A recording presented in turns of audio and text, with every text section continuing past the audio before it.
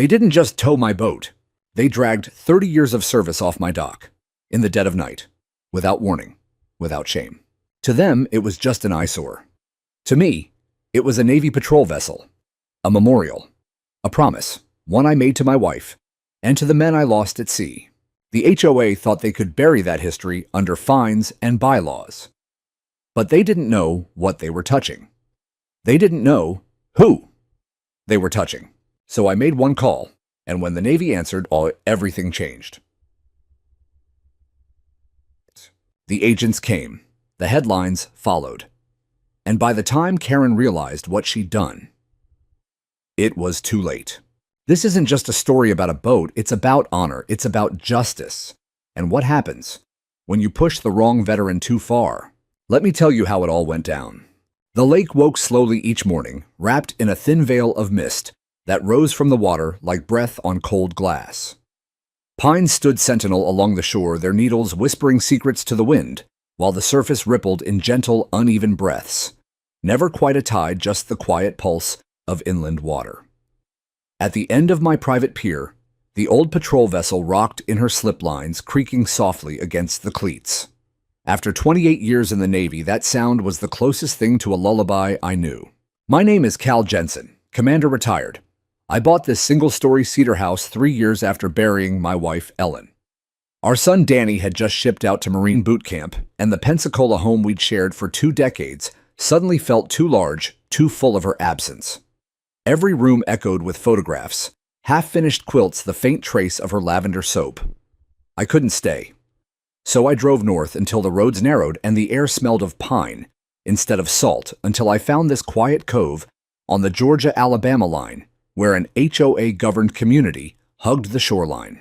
The house itself was modest, low-roof, narrow porch, weathered siding the color of storm clouds, but the lot ran straight down to the water, and the pier was mine alone. That was all I needed. That and the right to keep her moored there.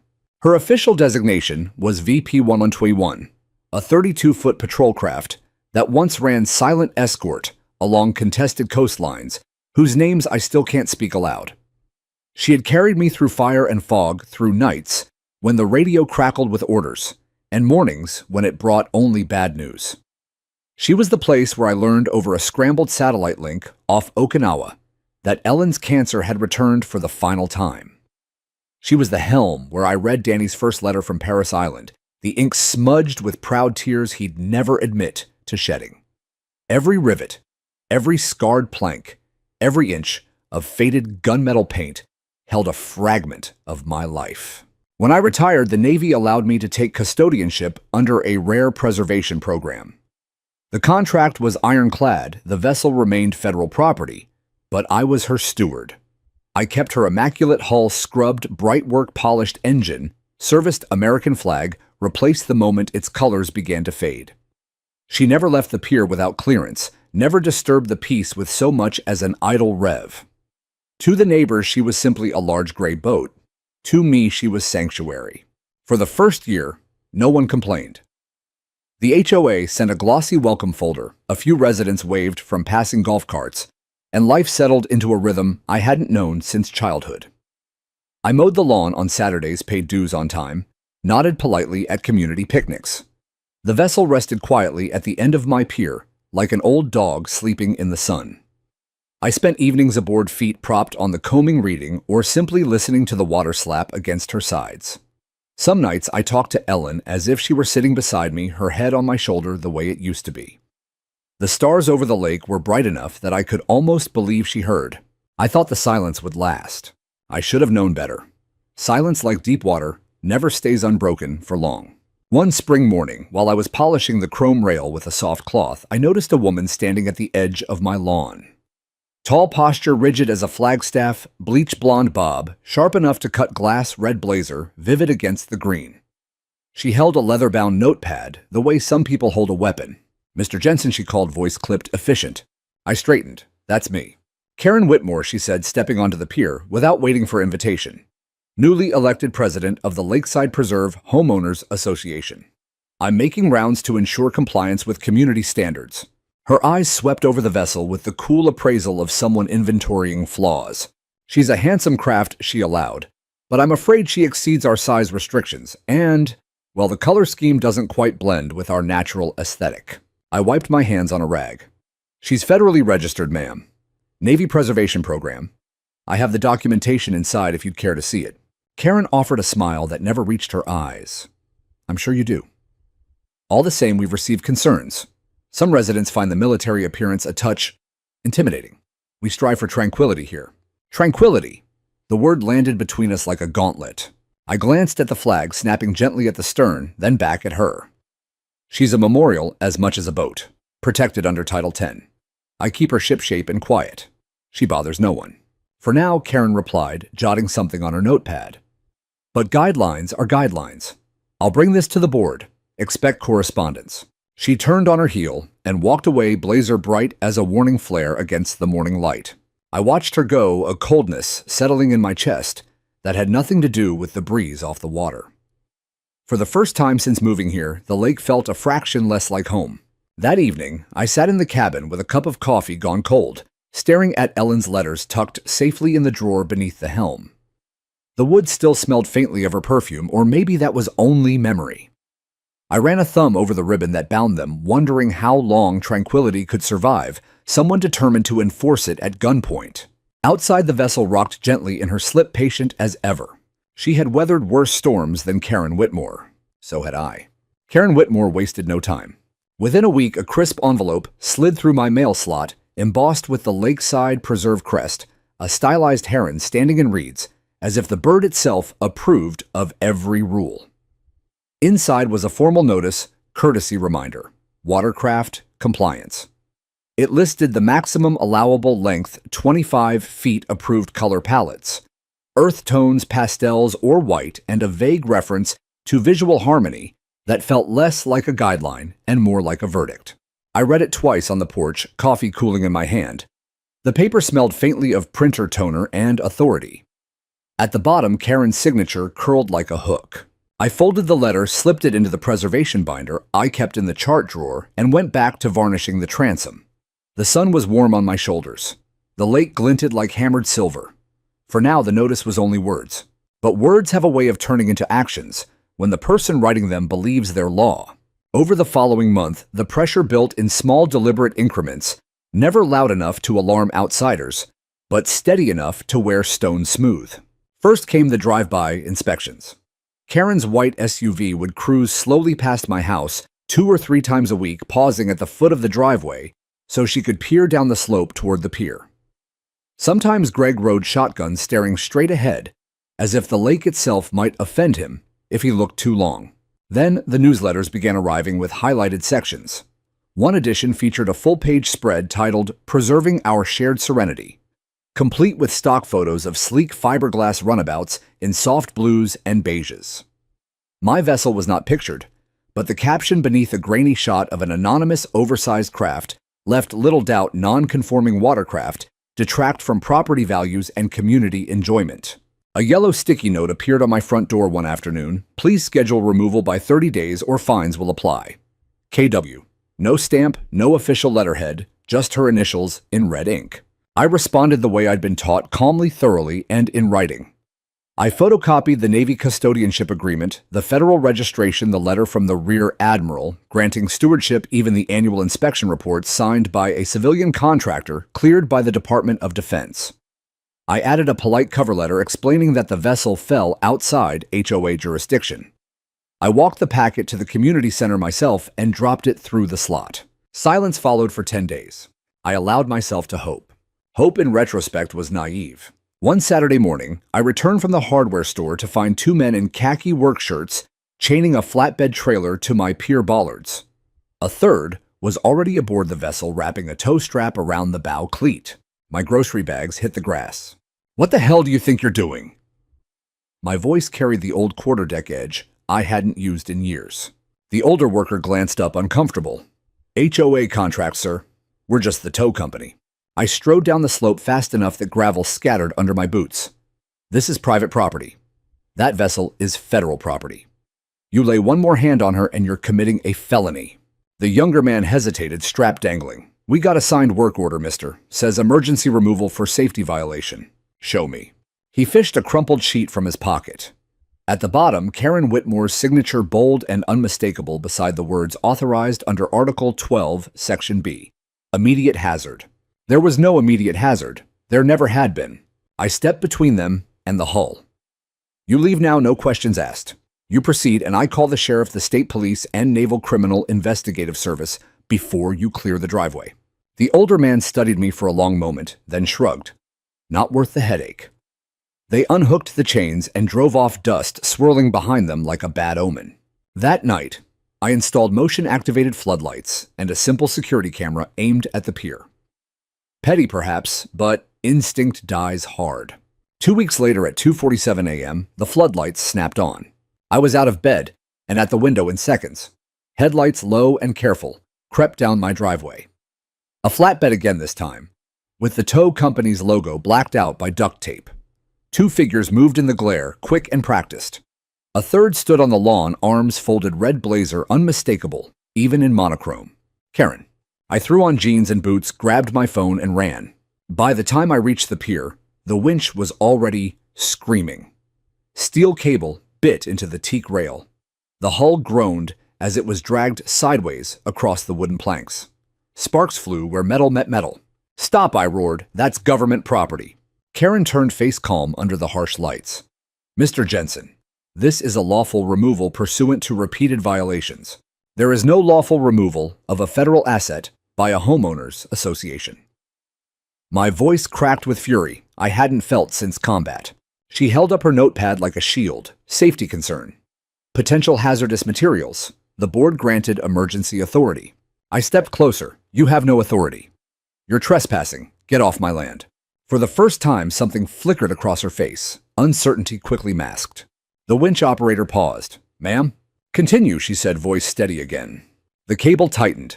The vessel lurched. A sickening scrape echoed across the water as paint and fiberglass gave way. I started filming on my phone, narrating dates, times, names. Karen noticed and stepped into the frame, blocking the lens with her body. This is private association business, she snapped. This is felony tampering, I replied. The driver finally killed the winch. We're not getting in the middle of this. They released the straps and pulled away, leaving deep gouges in the pier and a raw stripe along the vessel's waterline. Karen lingered a moment longer. You'll receive an invoice for the towing fees, she said quietly, almost kindly, as if doing me a favor. Then she walked back to her SUV and disappeared into the night. I stood alone on the pier, breathing hard, staring at the empty slip where moonlight now fell unbroken on black water. The vessel was gone. For the first time in years, the lake felt hostile. And something cold and resolute settled in my chest, the same feeling I'd once known before heading into restricted waters. The fight had only begun. The empty slip stared back at me like an open wound. Morning light spilled across the water, turning the gouged planks of the pier into raw, splintered scars. Oil streaks shimmered on the surface where the hull had bled diesel during the drag. Shredded mooring lines floated like drowned snakes. I stood there in yesterday's clothes, coffee forgotten in my hand, feeling the chill seep through my boots. The lake had always been a place of refuge. Now it felt complicit. I didn't rage. Not outwardly. Years at sea had taught me that fury spent too early leaves you hollow when you need it most. Instead, I cataloged every detail, the angle of the tire tracks in the grass, the broken cleat hanging by one screw, the faint scent of Karen's perfume lingering in the air like an accusation. Inside the house, I opened the safe and pulled out the thick folder stamped with the Navy crest. Inside were the originals, custodianship contract, federal registration maintenance logs, even the commendation letter from the admiral who'd approved my stewardship. My hands didn't shake as I scanned each page, but my jaw ached from clenching. Then I sat at the kitchen table and wrote the email I'd hoped never to send. Subject unauthorized, seizure of federally protected naval vessel VP-121 to Naval Legal Services, NCIS Field Office Veterans. Legal assistance, CC Lieutenant Monroe, personal contact. I attached everything: photos from the security camera, timestamps, license plates of the tow truck, still frames showing Karen on my lawn at 2:47 a.m. giving orders. I described the damage I could already see: scraped, hull shattered. Bright work, the teak rail splintered where the cable had bitten. I kept the language precise, professional, the way I'd once written after-action reports. I hit send at 9:12 a.m. By noon, the first fine arrived. A thick envelope, certified mail return address, Lakeside Preserve, HOA. Inside an invoice for $3,200, broken down into unauthorized military storage, visual obstruction of lakefront, and failure to comply with removal order. A sticky note in Karen's handwriting fluttered out. Payment due in 14 days, lien possible. I laughed one short, bitter bark that echoed off the cedar walls. They were billing me for stealing my own past. That afternoon, I drove to the county sheriff's substation and filed a trespass and theft report. The deputy, a young man with a fresh haircut and polite eyes, listened carefully, took copies of my documents, and promised to forward it up the chain. He didn't say it, but I saw the doubt flicker across his face. HOAs were sacred cows in these parts. When I got home, a second notice was already taped to my door, $800, additional for obstruction of authorized towing operations. I photographed everything, added it to the growing digital folder, and forwarded it to the same recipients as the morning email. The retaliation came faster than I expected. 3 days later, a fire marshal's truck parked in my driveway. 2 inspectors in Navy uniforms knocked politely and asked to check for reported improper fuel storage and possible ordnance. I let them in. They searched the basement, the garage, the shed, even the old footlocker I hadn't opened since Pensacola. They found motor oil in approved containers, a spare propane tank for the grill, and nothing else. The lead inspector apologized on his way out. Anonymous complaint, he said, shrugging. We have to follow up. I knew whose anonymity it was. That same week, someone spray-painted unsafe structure in dripping red letters across my curb. The county confirmed no utility work had been scheduled. The HOA office claimed ignorance. Neighbors began to look away when I walked past. The older couple who used to chat about fishing now hurried inside. The young mother with the golden retriever crossed the street rather than pass my driveway. Whispers followed me at the mailbox, words like troublemaker, hoarder, unstable. Only one person approached me directly. Harris, retired Army helicopter pilot, Vietnam vet, silver hair, always tucked under a faded First Cav cap. Stopped me outside the community center after I dropped off another certified response to the fines. They're going too far, Cal, he said quietly, glancing over his shoulder. Karen's telling folks your boat had explosives aboard, saying it was a safety issue. Most of us don't buy it, but people get nervous. I nodded. It's a memorial, Harris, not a threat. I know. He hesitated. Some of us tried to slow her down at the last board meeting. She shut it down. Claims full emergency powers. He handed me a folded sheet, minutes from a closed session I hadn't been invited to. Karen had invoked a rarely used clause, allowing unilateral action in the interest of immediate community safety. No vote recorded, just her signature. Keep this, he said, might help. I tucked it away. Thank you. He clapped my shoulder once the way men who've seen fire do, then walked off. That night, I sat on the pier with a lantern staring at the dark rectangle of water where the vessel should have been. The air smelled of pine and impending rain.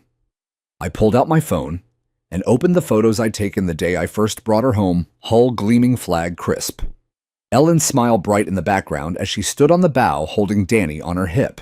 I didn't cry, but the ache in my chest was deeper than any wound I'd earned in service. 48 hours after my initial email, my phone rang with a number I recognized from the folder. Commander Jensen, Lieutenant Monroe, Naval Legal Services. Just Cal is fine. Sir, we've reviewed your documentation and footage. This is a clear violation of federal custodianship. Tampering with a preserved asset, especially one moved without authorization, falls under several statutes, including damage to government property. I exhaled slowly. We're escalating to NCIS immediately, he continued. They'll take lead on recovery and criminal referral.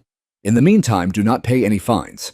Do not engage directly with the HOA president and keep recording everything. Understood. One more thing, Cal. His voice softened. What they did wasn't just illegal, it was wrong. The Navy doesn't forget its own. I thanked him and hung up. For the first time since the empty slip appeared, the night felt a fraction less heavy. But the war was far from over. Karen still held the reins, and she wasn't finished yet. The call came at 6:03 a.m. on a Tuesday that smelled of rain and gun oil coffee. I was on the pier running a rag along the empty bollards out of habit when the phone buzzed against my chest like a live round. Cal Jensen. Commander, this is Special Agent Marcus Buckley, NCIS. Lieutenant Monroe forwarded your file. I'm lead on the recovery. Tell me you haven't touched anything at the pier since the seizure. Nothing except to photograph the damage, I said. Good. We're rolling a team in from Atlanta this morning. 2 unmarked Suburbans. They'll be at your place within the hour. I need you to walk me through every second of that night one more time while it's still fresh. I closed my eyes and let the memory flood back colder than the morning air. I told him about the floodlights snapping on the blacked-out tow truck, the way the winch screamed like a wounded animal, the exact words Karen spoke when she stepped into the glare. I told him about the smell of hot metal and the way the hull cried as it was dragged across the planks. I told him how the flag had twisted sideways on its staff, flapping like a broken wing. When I finished, Buckley was quiet long enough that I heard his pen stop moving. Sir, he said at last, voice low, I've seen men lose limbs and keep better composure than what you just described. What they did to that vessel, it's a desecration. We're treating this as a level 3 custodial breach. That's the same category we use for stolen war graves. I swallowed. Find her for me, Agent Buckley. We already have. My knees nearly buckled. She's in a fenced lot off Highway 22, 43 miles west of here. Owner goes by Ray Kellerman, HOA, treasurer ring, any bells? The name hit like a cold slap. Ray. Quiet guy, always in the back row at meetings, nodding whenever Karen spoke. Buckley continued. Lot owner claims the boat was abandoned property, paid cash, no paperwork, no title. Said a man in a Lakeside Preserve magnetic sign truck dropped it off and told him to hold it until further notice. We've got the dash cam footage from the gate. Timestamp matches your security video. Same truck, same driver, same red blazered passenger riding shotgun. Karen. They stripped her, Buckley said, and his voice carried the kind of anger men only use when something sacred has been violated. Electronics gutted navigation console, gone helm drawer pried open with a crowbar. Brass plaque with the crew names ripped clean off. Some of the missing parts are already listed on a marine salvage site out of Mobile. We shut the auction down an hour ago. I gripped the phone so hard the plastic creaked. But the hull's intact, he added quickly, structurally sound. We can bring her home, Cal, and we will. I managed to ask the only question that mattered. When? Today. Recovery team's en route. I'll be with them. We'll need you there to sign the chain of custody transfer when we load her. After that, she goes straight to the preservation yard in Pensacola for full restoration Navy's dime. Every scratch, every missing rivet. We're putting her back exactly the way you kept her. I stared across the empty water until it blurred. One more thing, Buckley said. Karen Whitmore's been served a federal cease and desist. She tries to set foot on your property, again she's detained. Same for anyone acting under her direction. This is no longer an HOA matter. It's a United States Navy matter. I exhaled a breath I hadn't realized I'd been holding for weeks. Thank you. Don't thank me yet, Commander. Thank me when she's floating in your slip again, and that flag is flying straight. He hung up. I stood on the pier a long time, letting the wind cut through my shirt. The lake was the color of polished steel, and for the first time since that night, it looked less like a grave and more like a promise. At 10:47 a.m., the black Suburbans rolled in, no lights, no sirens, just purpose. Buckley stepped out first, short, compact eyes that had seen too much and still looked for more. He shook my hand with a grip that said he understood weight. Behind him, 4 agents in windbreakers and 2 civilian preservation specialists unloaded evidence kits and cameras. They worked the pier like a crime scene, photographing gouges, collecting paint chips, bagging fragments of torn line. Buckley handed me a clipboard. Formal complaint against Whitmore Kellerman and the towing contractor. Sign here. This triggers the criminal referral. I signed without hesitation. He watched me, then spoke quietly. You held the line alone a long time. Old habit, I said. He gave a short nod, respect not pity, and turned back to his team. By noon, the convoy was ready to roll out to the salvage lot. Buckley paused at my side. You ride with me, he said. She's waited long enough to see you again. I climbed into the passenger seat, the door shutting with the solid thunk of government steel. As we pulled away, I looked back once at the empty pier. It wouldn't be empty for long. The salvage lot sat baking under a merciless noon sun chain link fence topped with rusted barbed wire weeds, pushing through cracked asphalt like green fingers reaching for freedom. The air smelled of hot rubber diesel exhaust and something metallic blood memory for anyone who'd ever worked a flight deck. And there she was. VP 121 lay tilted on her side behind a sagging tarp, half hidden between a gutted pontoon boat and a stack of abandoned jet skis. Her hull was streaked with road grime and fresh gouges that wept rust like slow tears. The starboard rail hung splintered. The navigation lights were smashed. Someone had spray-painted scrap in orange across the transom, the letters dripping like an afterthought. I stopped breathing for a moment. Buckley laid a hand on my shoulder. "She's hurt Cal, but she's whole. We've seen worse come back from deeper graves." The preservation techs moved in with practiced efficiency, measuring, photographing, cataloging every scar. One of them pried open the cabin door and swore softly under his breath. I stepped aboard. The interior had been ransacked with casual cruelty. Charts scattered like fallen leaves. Cushions slashed. The helm drawer, Ellen's drawer, hung open, splintered lock dangling. The bundle of letters was gone. I felt the deck tilt beneath me, though the boat hadn't moved. Buckley appeared at the companionway. We recovered a plastic bin labeled Musk from the lot owner's office. Contents match what you described. Letters, photographs, a few personal effects. They're in evidence bags now, but they're yours again. I nodded, throat too tight for words. He hesitated. "There's something else. The brass plaque, the one with your crew names, was pried off. We found it in a toolbox, bent but intact. We'll straighten it." I ran my fingers over the empty screw holes where it had hung for decades. Names I could still recite in my sleep. Jackson, Morales, Lee. Men who'd trusted me with their lives. One of them hadn't come home. Outside the lot owner, a heavy-set man in a stained cap was being questioned against his pickup truck. Ray Kellerman stood nearby, pale beneath his tan, answering questions with short, clipped sentences. When our eyes met, he looked away fast. Karen wasn't there. Smart. By late afternoon, the recovery team had her loaded onto a lowboy trailer strapped down with the reverence usually reserved for fallen flags. Buckley signed the final paperwork and handed me a copy. "She's headed to Pensacola Naval Air Station Yard tonight," he said. "Full forensic exam, then restoration. Estimate 6 to 8 weeks. Navy's covering everything: hull work, electronics, cosmetics. When she comes home, she'll be better than new." I managed a rough thank you. He studied me. "You're not the first veteran they've tried to push around. Won't be the last. But you're the first one who pushed back hard enough to make the federal government notice. That matters." The convoy pulled out just as thunderheads began stacking in the west.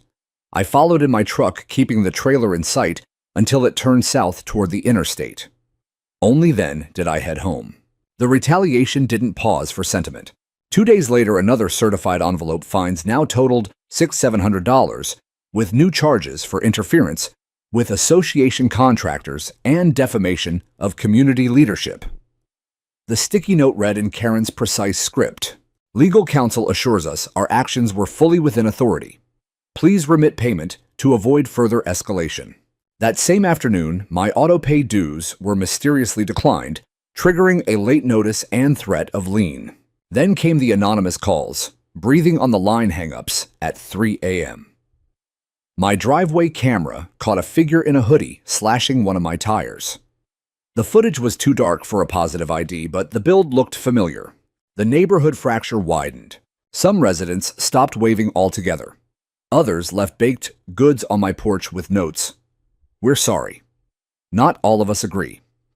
One envelope contained cash, 320s, and a handwritten apology from someone who'd voted with Karen out of fear. Harris invited me for coffee at his place, away from prying eyes. "She's doubling down," he said, over mugs that steamed between us. "Told the board if we don't back her property values, we'll tank because of the negative publicity." Ray's lawyered up already.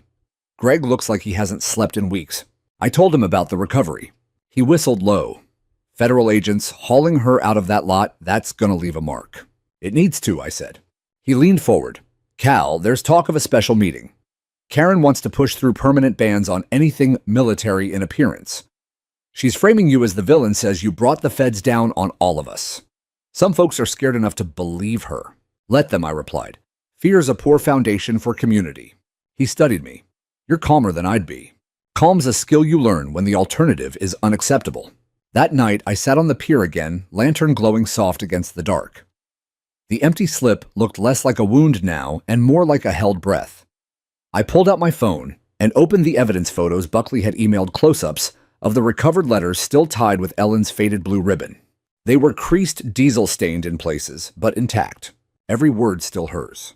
I read one by moonlight, the one she'd written during my last deployment, when the cancer had just returned. "Come home to me, Cal. The lake will wait. We'll sit on the porch and watch the stars until they forget how to fall." I folded it carefully, slipped it into my shirt pocket over my heart. The storm was coming, but so was she. And when the vessel returned, the lake would remember whose water it was. The knock came at dusk, soft enough that I almost missed it over the low rumble of thunder rolling across the lake. I opened the door to find Greg Whitmore standing on my porch, hands buried in his jacket pockets, shoulders hunched against the wind. His face looked thinner than I remembered, eyes shadowed with the kind of fatigue that sleep doesn't fix. "Evening, Cal," he said, voice barely above the patter of rain starting on the tin roof. "Can I come in a minute?" I stepped aside without a word.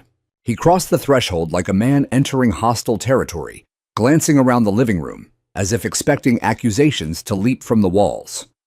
I didn't offer coffee. I didn't offer a seat. I just waited. He pulled a small cedar box from his pocket and held it out. "She told me to throw this away," he said. "Found it when they were stripping the cabin. Figured it wasn't trash." I took the box. My fingers knew the weight before I even opened it. Inside, wrapped in a faded blue ribbon, lay Ellen's letters, creased, smudged with fingerprints and diesel, but every envelope intact.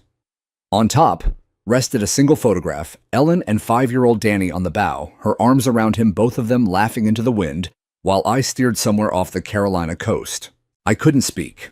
Greg cleared his throat. "I was Navy Reserve, 2 years active before I went into finance. I know what a boat like that means. Memories aren't just wood and steel." He met my eyes for the first time. I didn't know she was going to take it that far. The midnight tow. "The part's on auction. I thought there'd be a hearing, lawyers, something civilized. By the time I realized," he trailed off, shaking his head. I should have stopped her. I set the box on the table like it was made of glass. Why tell me this now? Because people are starting to talk. Really talk. Harris has been showing those meeting minutes around. Folks are angry about the fines the fire marshal stunts the spray paint. And now, federal agents crawling all over the salvage lot. He gave a tired half smile. Karen's narrative isn't holding. He moved toward the door, then paused.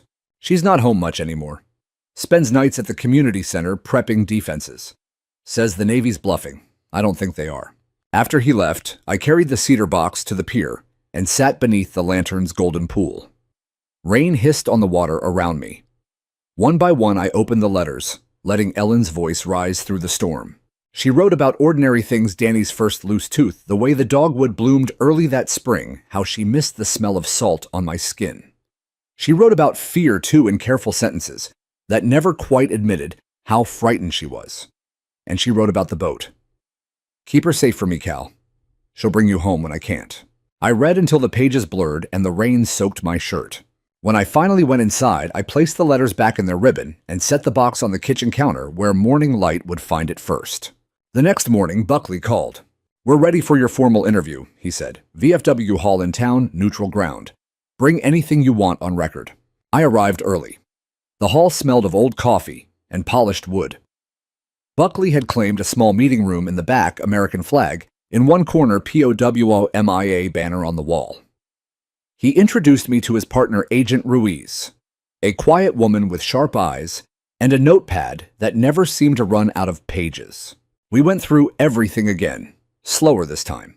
I walked them through the timeline, handed over the new finds, the tire slashing footage, the recovered letters now bearing strangers' fingerprints. When I described finding the cedar box on my table, Buckley's jaw tightened. "That's evidence of intent to permanently deprive," he said. "Adds weight to the theft charge." He slid a folder across the table. "Preliminary restoration report from Pensacola. Hull damage is cosmetic and structural, in places needs new stringers portside, but the keel's true. Electronics can be replaced with period-correct units from surplus. They've already begun welding patches. 8 weeks tops, maybe 6 if the yard pushes." He paused. "There's something else. We pulled Karen's phone records warrant came through yesterday. Texts to Ray Kellerman the night of the tow. Make sure it disappears until this blows over. Another to the tow company, cash bonus if you're done before dawn." I leaned back, feeling the walls of the small room press in. She really thought she'd get away with it. People like that usually do, Ruiz said, speaking for the first time. Until they don't. Buckley closed the folder. We're preparing charges: theft of government property, criminal mischief, conspiracy, possibly destruction of a historical artifact. NCS doesn't move fast, but we move sure. When we file, it'll be airtight. I nodded. One last thing, he said softer. The Preservation Office wants to honor you. Civilian Stewardship Commendation. Small ceremony when she comes home. Your call whether you accept. I thought of Ellen's letters waiting on the counter. I'll think about it. That night, I dreamed of the vessel under full power cutting clean water under a starlit sky. Ellen's laughter carrying over the bow. I woke before dawn with the echo of engine rumble in my chest and the certainty that the tide, slow, inexorable, was turning. Outside, the rain had stopped. The lake lay glass smooth, reflecting the first pale hint of sunrise. She was coming home, and this time nothing would stand in her way. The day they brought her home felt like the lake itself held its breath. A low gray sky hung over the water, the kind of overcast that turns everything silver and sharp. I stood on the pier in my old Navy peacoat collar up against the wind, watching the bend in the road where the driveway crested the hill. At 10:17 a.m., the convoy appeared, two unmarked Navy pickups, flanking a flatbed trailer draped in olive canvas.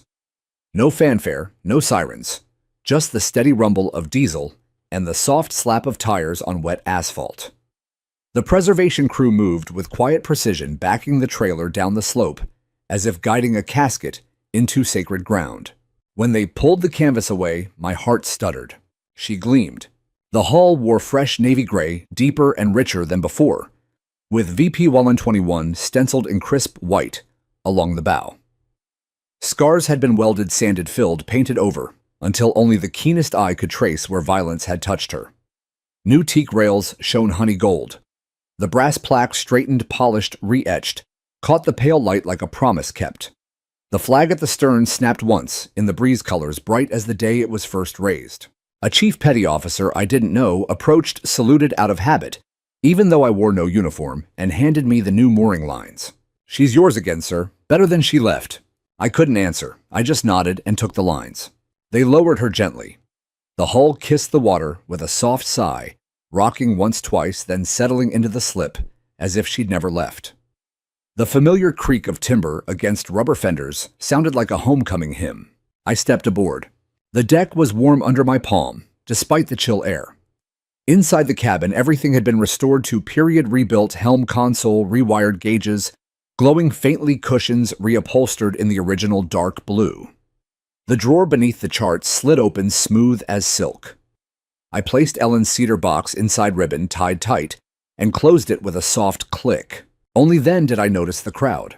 They had gathered quietly along the shoreline, neighbors I hadn't spoken to in months, some I barely knew. Kids perched on parents' shoulders. Harris stood front and center in his first cav cap, arms crossed, eyes shining. Even Greg was there alone, hands in his pockets, looking smaller than I remembered. No one cheered. They simply watched, as if witnessing something larger than one man and one boat. When I looked up, Harris raised a hand in solemn salute. Others followed, slow, deliberate, the way veterans acknowledge each other across decades and branches. A woman I recognized as the young mother with the golden retriever wiped her eyes.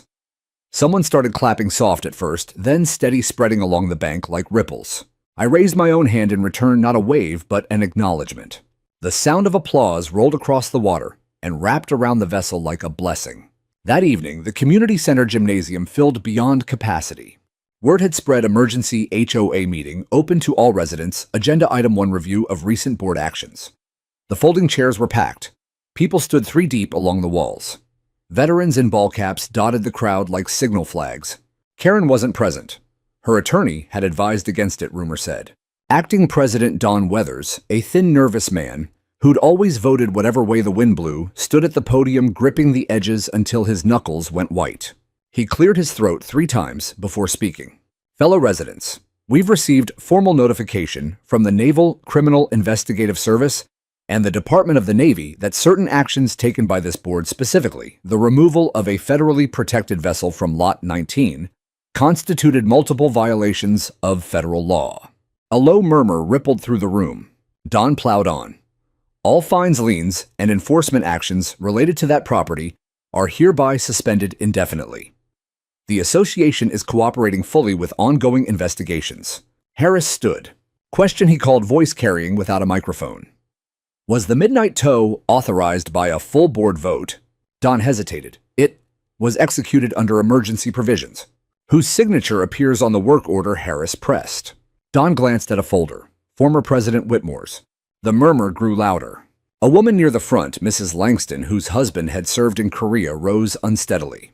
You woke a decorated veteran in the middle of the night and stole his memorial, then fined him for resisting. Is that the community we want? Voices rose in agreement. Another resident, my son's in the Army. If this is how we treat one veteran, how will we treat him when he comes home? The room erupted not in chaos, but in a groundswell of long-suppressed frustration. Stories spilled out petty fines for flag displays, threats over holiday lights, intimidation at mailboxes. Karen's reign, held together by fear and paperwork, cracked wide open under the weight of shared truth. Someone moved to dissolve the current board and call immediate elections. The vote was nearly unanimous. Don looked relieved more than anything. As the meeting broke up, Harris found me near the exit. She's gone, he said simply. Karen put the house on the market this morning. Heading to Arizona, they say. I nodded. He studied my face. You all right? I thought of the vessel rocking gently at her mooring flag, proud against the dusk. Getting there. He smiled, the first real one I'd seen from him in months. Good, because that boat carried you a long way. Now it's your turn to carry her. I walked home under a clearing sky, stars pricking through the clouds like distant running lights. The pier lights glowed soft on the water. VP 121 waited steady and serene, as if the weeks of exile had been only a bad dream. I stepped aboard, cast off the spring line, and let her drift a few feet into the cove, just far enough to feel the lake breathe beneath us. Then I sat on the helm bench, hand resting on the wheel, and spoke aloud to the night. She's home, Ellen. The wind answered, gentle and sure. And for the first time in a long while, the lake felt whole again. The courthouse in the county seat was an old brick building with white columns and a clock tower that chimed the hours like a patient reminder of time's indifference. On the morning of the hearing, winter sunlight slanted through bare oaks, casting long shadows across the steps where reporters and neighbors already gathered. I arrived early, wearing the only suit I owned, the one from Ellen's funeral tie, knotted with fingers that hadn't trembled in years until today. Danny had flown in the night before and walked beside me now, dress blues, crisp metals, subdued but present. He didn't say much, just squeezed my shoulder once as we climbed the steps. Inside the courtroom smelled of polished oak and old paper. The gallery filled quickly, Harris in his veteran's cap, Mrs. Langston with her cane, Greg alone in the back row, looking like a man attending his own wake. Reporters scribbled in the rear benches. Karen's seat at the defense table remained empty. Her attorney had filed a motion citing safety concerns. The judge denied it. Judge Harlan entered, robe, sweeping gray hair pulled severe. She was a former JAG officer. Word was new, the weight of uniform and oath better than most. The Navy's case was presented by a civilian counsel working with Buckley and Monroe. He spoke without theatrics, letting the evidence do the work. Security footage projected on a screen, the midnight scrape of hull on wood echoing through the speakers. Photographs of the violated cabin, Ellen's letters strewn like trash. Auction listings for stolen parts. Text messages glowing in stark white on black. When the helm drawer appeared on screen, splintered empty, the room went utterly still. Then the judge turned to me. Commander Jensen, would you like to address the court? I rose. The walk to the witness stand felt longer than any quarterdeck I'd ever crossed. I placed my hand on the Bible, out of habit, more than belief, swore to tell the truth, and looked out at the room. Your Honor, I began, voice steady, though my heart pounded like distant artillery. I didn't come home from 28 years of service expecting parades or gratitude. I came home wanting quiet. A place by the water where I could keep a piece of my past, safe, the vessel that carried me through storms most folks never hear about, that held my wife's last words to me, that taught my son what duty looks like before he ever put on his own uniform. I paused, letting the words settle. That boat wasn't clutter. She was memory made steel. She was the place I grieved, the place I healed, the place I promised my dying wife I'd keep safe. When they took her in the dark, chained and dragged her away, they didn't just commit theft. They tried to erase part of who I am. I turned toward the empty defense table. Rules matter. I respect them. I lived by them. But when rules become weapons to bully, to intimidate, to strip a veteran of dignity in his own home, they stop being rules. They become tyranny, wearing a blazer and carrying a ledger. A few heads nodded in the gallery. Danny's eyes never left mine. I didn't want this fight, I continued. I paid my dues, kept my lawn cut, stayed quiet. But silence in the face of wrong is surrender. So I stood. Not for revenge, for restoration. For the idea that service still means something when the uniform comes off. I looked directly at Judge Harlan. Your Honor, I ask only for what was taken to be made right. The vessel restored, the fines voided, and an acknowledgement that no one, no board, no president, no clipboard, gets to decide a veteran's memories don't belong. I sat down. The HOA attorney rose next. He spoke of misunderstandings, overzealous enforcement, good intentions gone awry. He offered apologies on behalf of the association, promised policy reforms pledged to cover restoration costs already underway. Judge Harlan listened without expression. When both sides rested, she took a long moment, pen poised over her notes. Then she spoke, voice clear and unhurried. This court finds that the actions of the Lakeside Preserve Homeowners Association, specifically the unauthorized seizure and attempted disposal of a federally protected naval vessel, constituted theft of government property, criminal trespass, and intentional infliction of emotional distress. The subsequent fines and retaliatory measures were unlawful and are hereby vacated in their entirety. A rustle went through the room. The association will pay full restitution for all documented damages, including legal fees incurred by Commander Jensen. Further, the association is ordered to publish a formal apology drafted by this court and approved by the plaintiff in every official communication channel for the next 6 months. She looked out over the gallery. Leadership is service, not dominion. When those entrusted with it forget that they dishonor not only the individual harmed, but the community they claim to protect. Let this serve as notice: the uniforms may come off, but the values they represent do not retire. The gavel fell sharp final. Outside, the winter sun felt warmer.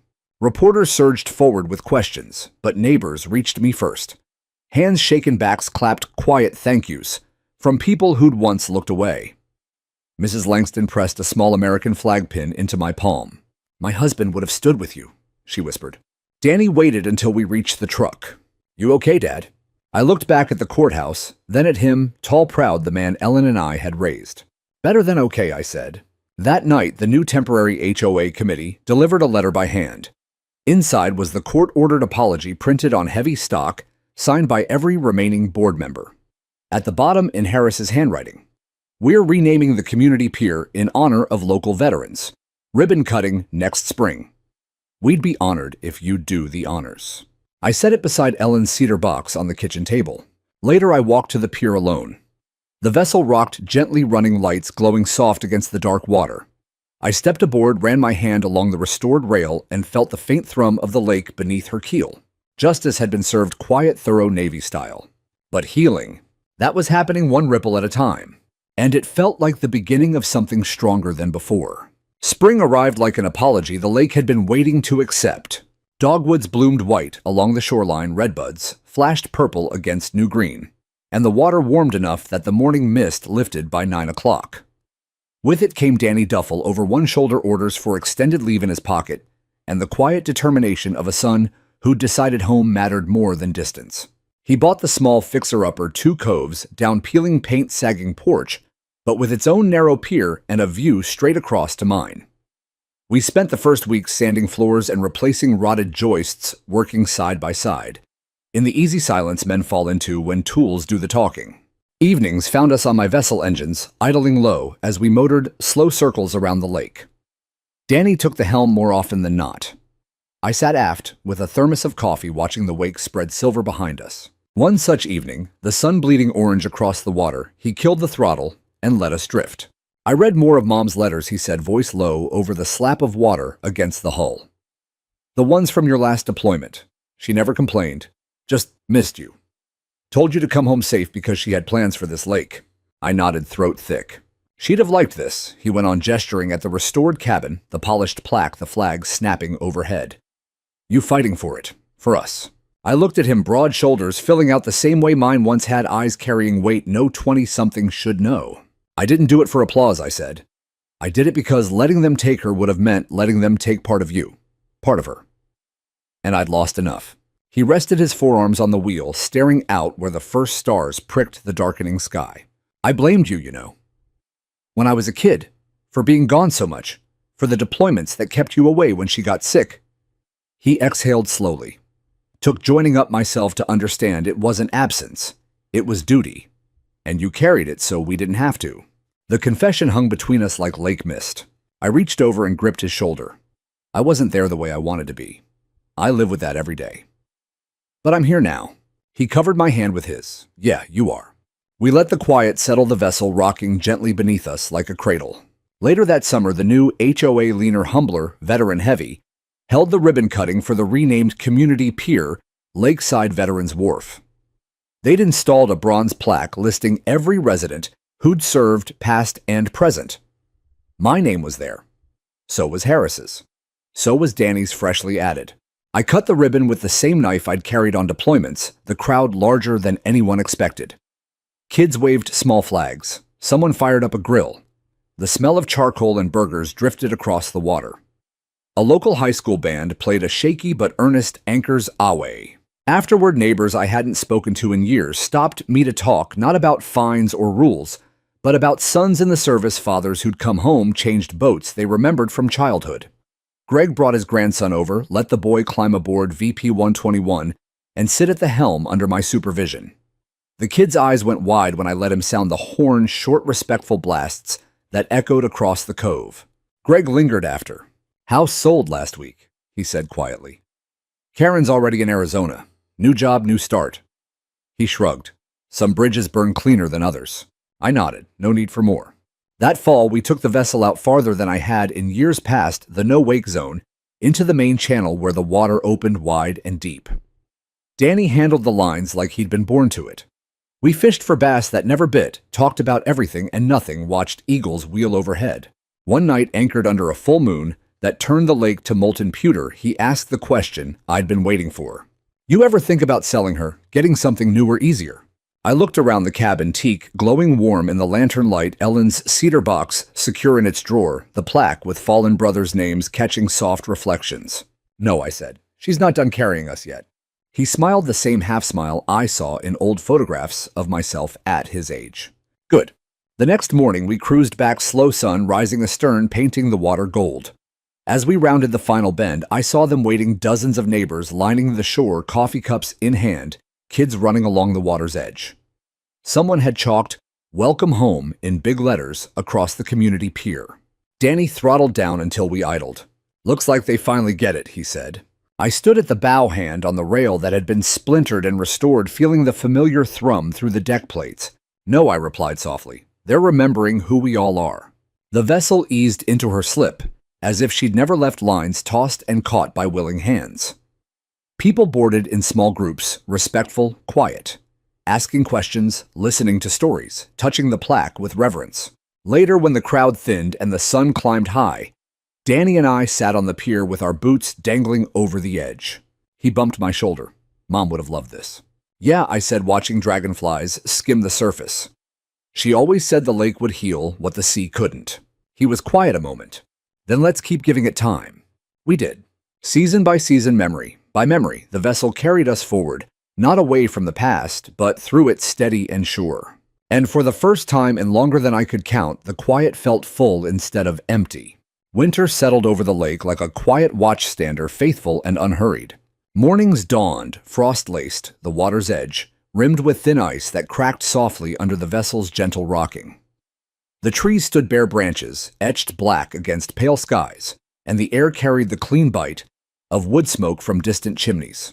VP 121 remained moored under her fitted cover, winterized and secure, yet every day I walked the pier to check her lines, brush snow from the tarp, trace my gloved fingers along the hull as if confirming she still breathed. Some habits outlive the need for them. They become rituals of gratitude. Danny stayed through the holidays, then extended his leave again. His house took shape, new windows, fresh paint the color of storm clouds, a small American flag on the porch that caught the same breeze as mine. We fell into a rhythm mornings, splitting wood or tuning the vessel's engine. In the shed afternoons, walking the frozen shoreline, talking about everything we'd once left. Unsaid evenings with a fire crackling and Ellen's letters spread between us like charts to a country we were rediscovering. One crystalline January morning, the lake flat and mirror still, we took the cover off just long enough to sit in the cabin. Breath fogged in the cold air. Sunlight slanted through the ports and lit dust motes like slow-moving stars. Danny ran a hand over the brass plaque, reading the names aloud, as he'd started doing whenever silence stretched too long. "Jackson," he said softly, "you ever tell me how he saved 3 of us when the Zodiac flipped? In heavy seas, I finished. Took shrapnel pulling Morales clear. Never made it to the helo." Danny nodded, tracing the engraved date. "I think about guys like him when I'm out there now. Makes the risk feel smaller." I looked at him, my son seasoned beyond his years, eyes carrying the same far horizon I once wore. "You carry them too," I said. "That's the deal. We keep them alive by remembering, right?" He smiled small and real. "You taught me that without ever saying it." We sat until the cold drove us back inside, boots crunching on frozen grass. Spring returned, gradual but certain. Ice-retreated geese arrived in noisy skeins, and the dogwoods bloomed again, this time brighter, as if the lake itself had decided to celebrate. The new HOA, now veteran-led and deliberately lean, asked if I'd serve on a small advisory council. I accepted, not for power, but for watchfulness.